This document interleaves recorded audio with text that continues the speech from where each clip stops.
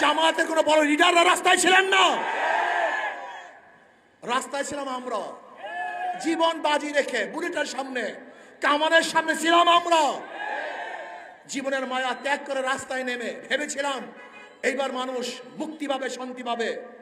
কিন্তু কি দেখলাম?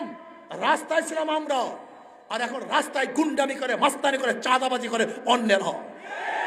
এই চাঁদাবাজির জন্য আন্দোলন করি নাই, গুন্ডামি করার জন্য আন্দোলন করি নাই, কাউকে দখল করার জন্য আন্দোলন করি নাই।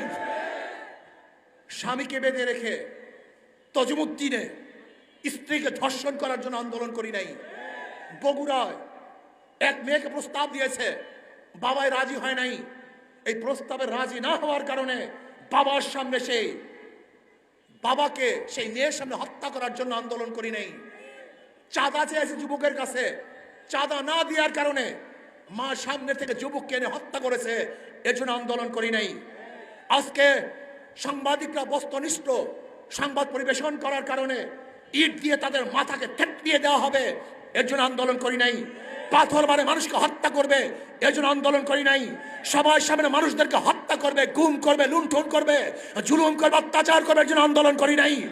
বরং জুলুমকে বন্ধ করার জন্য আন্দোলন করেছিলাম, ধর্ষণকে বন্ধ করার জন্য আন্দোলন করেছিলাম, বৈষম্য দূর করার জন্য আন্দোলন করেছিলাম।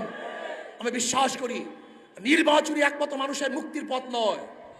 নির্বাচনী মানুষকে শান্তি দিতে পারে না, মুক্তি দিতে পারে না। আমি মনে করি যদি নির্বাচনের মাধ্যমে আবারও সেই ফ্যাসিস্টরা ক্ষমতায় আসে, আবার চাঁদাবাজ, ডাকাত, গুন্ডা, বদমাশ এবং খুনিরা ক্ষমতায় আসে, তাহলে বাংলাদেশের মানুষ শান্তি পাবে না, মুক্তি পাবে না। এখন আমরা কি চাই?